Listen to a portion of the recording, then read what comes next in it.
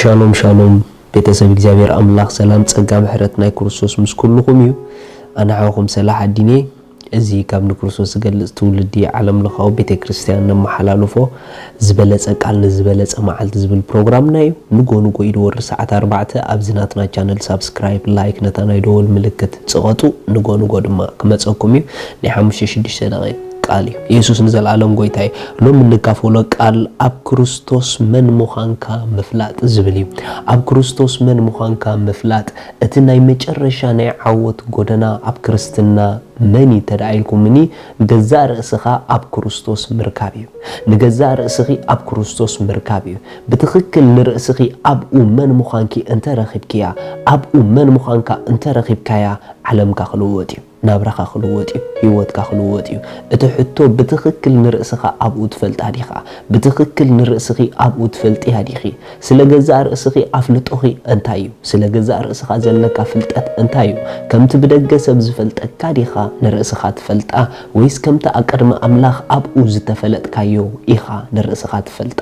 እግዚአብሔር አብ ክርስቶስ ይዝፈልጠካሞ ንስኻ ከነዓኻ አብ ክርስቶስ ንርእስኻ ፈሊጥካያ ዲኻ አብ ክርስቶስ ንርእስኻ እንተ ፈሊጥካያ ትኽክለኛ ፍልጠት ስለ ዝረኸብካ ብሓቂ ክትገለጽ ክጅምር ኢኻ ሓቂ ክርስቶስ እዩ አብኡ ዝፈለጥካዮ ዘበለ ኩሉኻ ሓቂ እዩ እንተ ደኣ ንገዛ ርእስኺ ካብኡ ወፃኢ ተርጊምኪያ ብጌጋይ ተርጊምኪያ ስለዚ ናብራኺ ትኽክል ክኸውን አይከለን እዩ እንተ ደኣ ንገዛ ርእስኻ አብኡ ረኺብካያ አብኡ ተርጊምካያ ግን ህይወትካ ሁሉ ትኽክል ክኸውን እዩ መጽሐፍ ቅዱስ ከምዚ ይብል ካልኣይ ቆሮንቶስ ምዕራፍ 5 ካልኣይ ቆሮንቶስ ምዕራፍ 5 ጥቕሲ 17 ስለዚ ሓደ እኳ ብክርስቶስ እንተ አልዩ ንሱ ሓድሽ ፍጥረት እዩ እቲ ብሉይ ሓሊፉ እዩ እነሆ ሁሉ ሓድሽ ኮይኑ እዩ ስለዚ ሓደ እኳ አብ ክርስቶስ እንተ አሎ ሓደ እኳ አብ ክርስቶስ እንተ አሎ ንሱ ሓድሽ ፍጥረት እዩ ንሱ ሓድሽ ፍጥረት እዩ ስለዚ ሐዋርያ ጳውሎስ ልዕል ኢልኩም እንተ አንቢብኩም 16 ደጊም ኢሉ ነቶም አብ ክርስቶስ ዘለዉ ካብ ሕጂ ብመንገዲ ስጋና ሓደ እኳ አይንፈልጥን ኢና ኢሉ ሪኹም ስለይኹም ዘለና ፍልጠት ተቀይር እዩ ንምንታይ ምኽንያቱ ንስኹም ተቀይርኩም ኢኹም ካብታ ናብ ክርስቶስ ዝመጻኹሙላ ካብታ አብኡ ዝኾንኩሙላ ሰዓት ጀሚርኩም ማንነትኩም ተለዊጥ እዩ ህይወትኩም ተለዊጥ እዩ አሜን እስኹም ተቀይርኩም ኢኹም ስለዚ ከምቲ ትማሊ አብኡ ኸይነበርኩም ንፈልጠኩም ዝነበርና ሕጂ ግን አብኡ ምስኮንኩም ከምኡ አይንፈልጠኩምን ኢና እዩ ዝብሎም ዘሎ ሐዋርያ ምናልባሽ ትማሊ ሰባት ብዝተፈላለየ መልክዕ ይፈልጡኻ ነይሮም ይኾኑ ዝተፈላለየ አስማት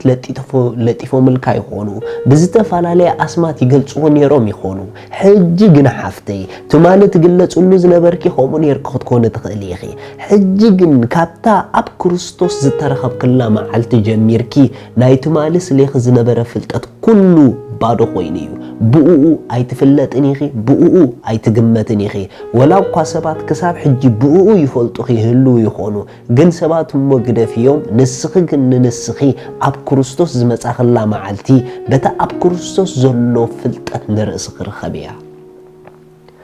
ይሲ ደጊም በቃ አብ ክርስቶስ እንተ አለና ኢሉ መጽሐፍ ቅዱስ ሓድሽቲ ፍጥረት ኢና ኢሉ ሓድሽ ማለት ድማ አቀዲሙ ዘይነበረ ማለት እዩ በኻላ አዘራርባ ካብታ አብ ክርስቶስ ዝተረኸብክላ መዓልቲ ጀሚርኪ ብአቀዲሙ ዘይነበረ ሓድሽ ህይወት ይኸተወሊድኪ አምላኽ ስለይኹ ዘለዎ ፍልጠት በታ አብ ክርስቶስ ዝረኸብኪ ሓዳሽ ህይወት በአይ ዝፈልጠኪ መን ትብል ትኾኒ መን ትብል ትኸውን ስለገዛ ርእስኻ እንታይ ትርጉም ይዘለካ ስለገዛ ርእስኻ እንታይ አፍልጦ ይዘለኪ ይሲ ክብርኻ ትፈልጦ ዶ ሓይልኻ ትፈልጦ ዶ ስልጣንካ ትፈልጦ ዶ ብጸጋ ምሉእ ሙኻንካ ትፈልጥ ዶ ብጸጋ ኹቡብ ሙኻንካ ትፈልጥ ዶ ናይ ላዕሊ ሙኻንካ ትፈልጥ ዶ ብርሃን ሙኻንካ ትፈልጥ ዶ ወዲ ክብሪ ሙኻንካ ትፈልጥ ዶ ጽድቂ አምላኽ ሙኻንካ ትፈልጥ ዶ ቅዱስ ሙኻንካ ትፈልጥ ዶ ይሲ በዚ ርእሲ በዚ ማንነት ንርእስኻ ስረኺብካያ ዲኻ መጽሐፍ ቅዱስ ክዛረብ ከሎ አብ ሮሜ ምዕራፍ 5 ከምዚ ይብል አብ ሮሜ ምዕራፍ 6 تحتي لكم بقولكم ايه كاب تقسي شو مونتا كاب تقسي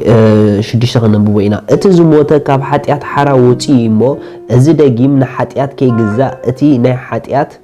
سجا مأنتي كتأفق تأرجي سبنا مسؤول كم التسغلة فليتنا علونا اتي كاب موتات زتنسأ كريستوس مليسو كم زي موت موتون أبو خم زي ملخ فليتنا نحنا مس كريستوس كم موتناس مسؤول ما بهوت كم أن نبرنا أمنا علونا مالت موتو حنسا نقول لجيزي كاب حتياتي زموتا بهوت جنا نأملاخ يزنبر كم أودما نسخاتكم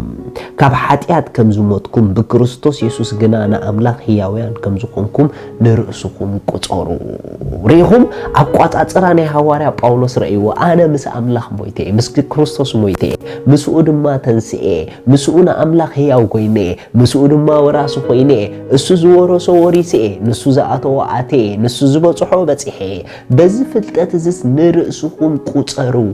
أقوات أتراهم كيروا بتي أبو زلو ماننتكم نرأسكم رقبوا شعو بؤو كتقلوشو جمهوريهم كساع نرأسخا بحق زي فلت كيا بحق أي تمالالسني خا أنا حتأتني عند هالكا بقدسنا تمالالس نرأسخا أي ترخباني خا كاب أنا حتأتني أوتي خا بتان نسوم قدسو نرأسي سليم قدس الله خيلي إمو بحق قدسنا قدس مخان كان نرأسخا فلتا صدق أملاخ مخان كان نرأسخا فلتا نرأسخا أب كريستوس ديسكافر جبرا نرأسخي أب كريستوس دليا أبو مسرخبكيا بؤو دما كتقلتي خي نسخي أبو حداشيخي نسخا أبو حدشيخا نأملاخ هياويانيكم آمين